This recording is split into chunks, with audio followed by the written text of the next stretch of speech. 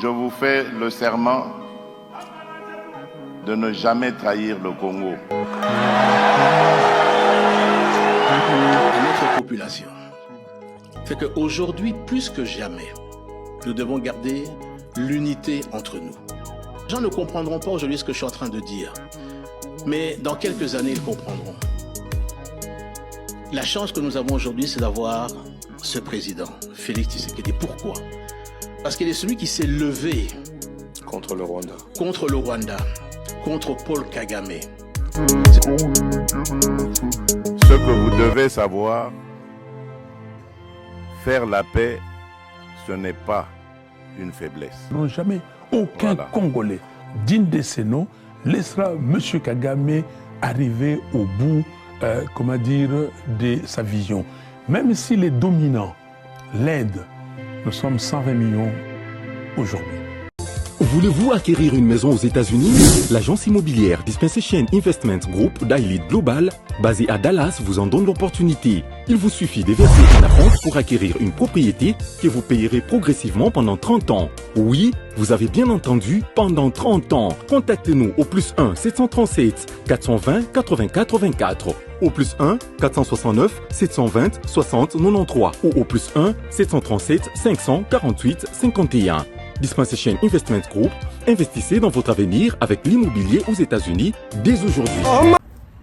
Bonjour, bonsoir, ça dépend de l'heure auquel vous nous suivez. Merci pour la confiance, merci à tous ceux qui me suivent partout, vous nous suivez. C'est un grand plaisir de vous avoir dans cette grande communauté Etocha TV. Mbote bandeko balandi bisika nso boko landa biso esengoza vraiment makasi ya omona ki bozali ebele ya kolanda biso bisika nyonso. Mbote na bino en tout cas esengo peza makasi ya omona ki bozali ebele tokutani isusu lelo dimanche na toujours ko clôturer mois ya novembre en tout cas ils a acquis PTT, ils a acquis difficile. Zamba bateli biso tisuka lobi je pense to ko ta mois ya décembre. Bandeko bon dimanche na bandeko nyonso. Na ko senga bino bo sakite na devoir patriotique. O ezalaka ko aimer vidéo. Bandeko ko aimer vidéo, c'est ce qu'on appelle devoir patriotique. Congolais tout esika ozali, sika ote la vidéo oyo. Tika nyonso osala aimer na nos vidéos. Yango wana devoir patriotique na en tant que Congolais. Merci mingi bandeko na ngai. Bandeko to la muki ndenge nini? Tozokota mois de décembre ndenge nini? Obi tokokota mois de décembre, semaine kozala vraiment crucial. Na makambo etali accord oyo le président de la République Félix Antoine Tshisekedi Tshilombo na Paul Kagame bako signé à Washington.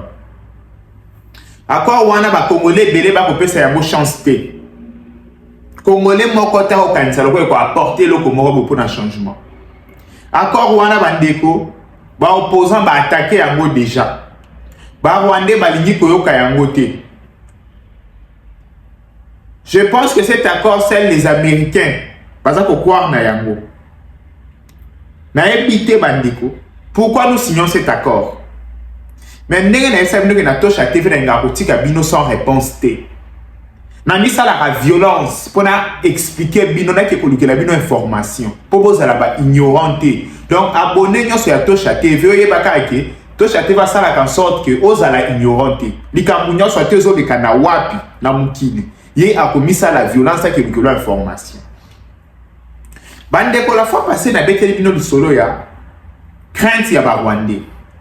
Ba Rwandais pona nini babandi ko sala pression. Kosala mouvement ya ba troupe. Kosala ko Kagame bimaloba ezali parce que ba mope baza méfiant envers ba américain.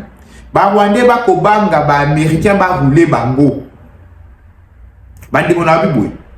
Ba Rwandais baza ko banga ba américain ba rouler bango. OK? Ba signer accord ba américain ba tcha bango hors jeu.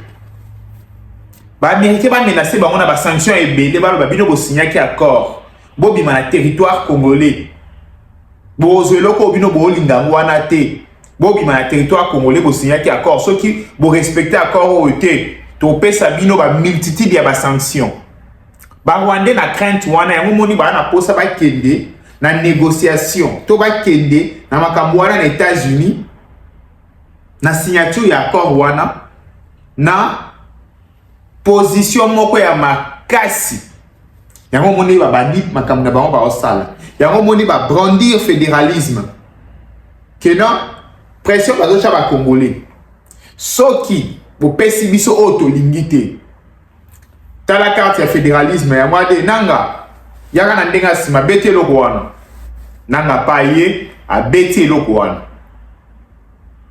bandeko nanga ya bete loko na ya fédéralisme et pesi matériel ndenge pesi côté congolais méfiance ezali nini côté congolais c'est disent que ba ukrainien va vivre le même problème avec les américains ya kosundola baninga na nzela yake to bandi bien to komi na katikati bosundoli biso ba américain ba kokipe ko signer biso un accord to komi ba promettre biso non ceux qui n'ont respect accord ezali to ko sanctionner et que komi les américains ba sanctionner té les américains ba utiliser pouvoir na bango té po na kozongisa makambu dans l'ordre to ko sala nini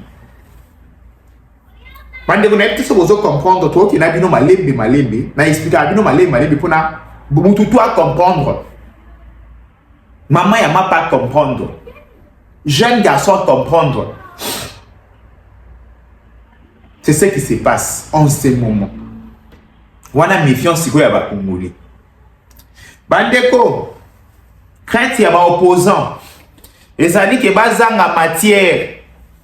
Ceux qui accord esimbi, kimia ekoti. Les opposants n'auront plus matière à débattre. Guerre eko sepelisa bango.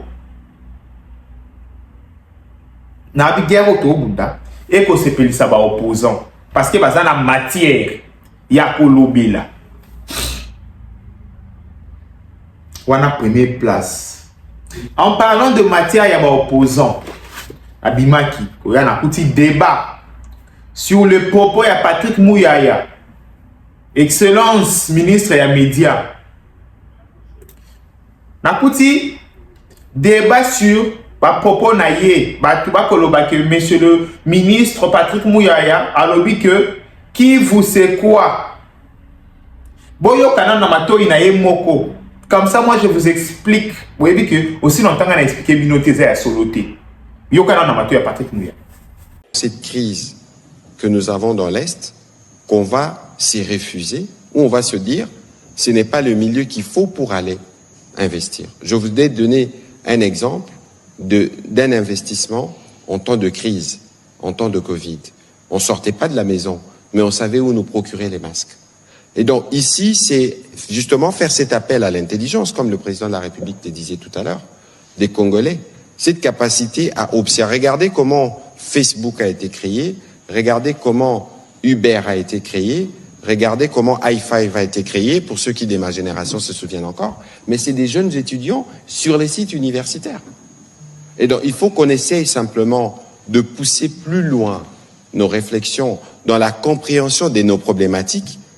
Donc ici, il faut enlever de la tête des compatriotes que lorsqu'on n'a pas de paix, encore que ça ne touche pas tous les territoires nationaux, qu'on ne peut pas investir, qu'on ne peut pas entreprendre. Il faut considérer, Amédée posait la question tout à l'heure, que chacun des défis que nous avons est une opportunité d'enrichissement.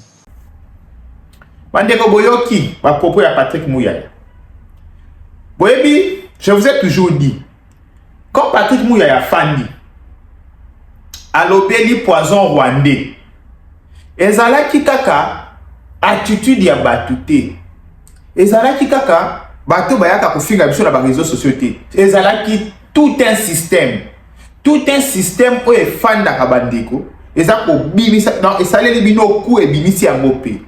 Biso nyonso toyoki excellence Patrick Mouyaya. Contexte eza économique. Je pense que ezalaki briefing na ministre ya PME petites et moyennes entreprises. Patrick Mouyaya ko expliquer que na cas ya Goma na Bukavu, na temps ya crise, la solution c'est Botamak. Le code doit na deux villes capturées par le Rwandais, tokangi maboko te. To fongoli banzela mususu to mona ndenge nini commerce ko tuko salama. Toko bunda to fongola banzela mususu. Donc ça veut dire que Goma, Bukavu ça na maboko ba Rwandais, mais tokangi maboko te, toko salako ba o batikali bania. Bandeko, il faut na fanda wa wanana telabino veste ya noir na expliquer pour vous comprendre. To bozo la poison rwandais pour vous pour vous comprendre. Et poison rwandais aussi ont bien fait leur travail, pardon. Na moniti na Assemblée nationale na biso un député. On ne peut pas parler de la République démocratique du Congo dans ses frontières sans parler de la province du Sud Kivu et le Nord Kivu. Contrairement aux propos du ministre des Communications et Médias, je cite, le Sud Kivu et le Nord Kivu ne représentent rien. Honorable Président, ces propos sont à condamner.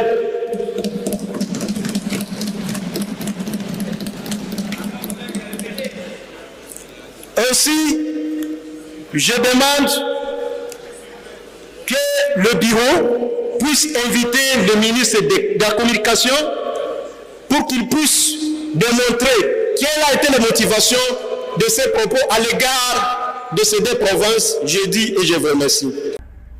Qui s'élève pour dire que l'excellence Patrick Mouyaya aurait tenu ce parole en disant que qui vous sait quoi, Bandeko. Nacheli bino parti wana. Boyoki ataya baje. L'excellence Patrick Mouyaya le m'a babongo. Nabiboy. Ataya baje. Boyoki. Patrick Mouyaya le c'est le kabon na mona. Mais là c'est bino qu'il fait mal. Dans le biboy. Patrick Mouyaya fait mal au Rwandais.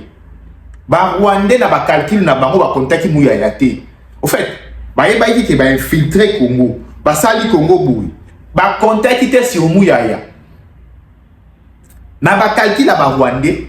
Ba yeba ki que ils auront quelqu'un en face d'eux ou ya ko tenir bango. Bande ko comprendre que sur le plan médiatique. Batindi Yolande Mouyaya bêtier correctement. Mikolo Batindi Olivier Mouyaya bêtier correctement. Na yebite ba otinda isusu nani. Na yebite ba otinda nani. O nyonso ba obimisa Mouyaya bêtier correctement. Kagame yebo ko tuaye ba bêtier correctement. Ande. Poison rwandais. Poison rwandais. Oh non, le ministre a lobby que Goma c'est quoi finalement Bandeko. Vous savez vous-même, moi na batu matin midi soir na ba briefing na banini. Comment il s'est engagé dans ma kabouane. Et vous pensez que là vous allez le bon pour nous satisfaire nani. Poison rwandais comme d'habitude. On sait pas. Ba rwandais mais ça veut dire que ba touro ba kutani na ba mibali en face na bango. Touro yo ba kutani na mibali en face na bango. Oh bah quoi déjouer plan là-bas. C'est simple. Et là monsieur on le bézaté. C'est simple. To serrer ceinture.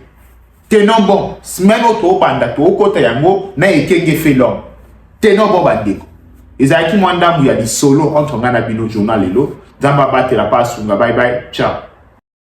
American Dream. Dispensant chaîne Investment Group. Rêve américain pour la Kosomba Lopango aux États-Unis. Plus précisément la ville où il y a Dallas. Aujourd'hui c'est possible. Pays-moi pendant 30 ans. Ne vous trompez pas l'adresse. Dispensant chaîne Investment. Voulez-vous acquérir une maison aux États-Unis? L'agence immobilière Dispensation Investment Group d'Elite Global, basée à Dallas, vous en donne l'opportunité. Il vous suffit de verser un acompte pour acquérir une propriété que vous payerez progressivement pendant 30 ans. Oui, vous avez bien entendu, pendant 30 ans. Contactez-nous au +1 737 420 80 84, au +1 469 720 60 93 ou au +1 737 548 51. Dispensation Investment Group, investissez dans votre avenir avec l'immobilier aux États-Unis dès aujourd'hui. Oh ma papa, ton maman Lopango. Rêve américain.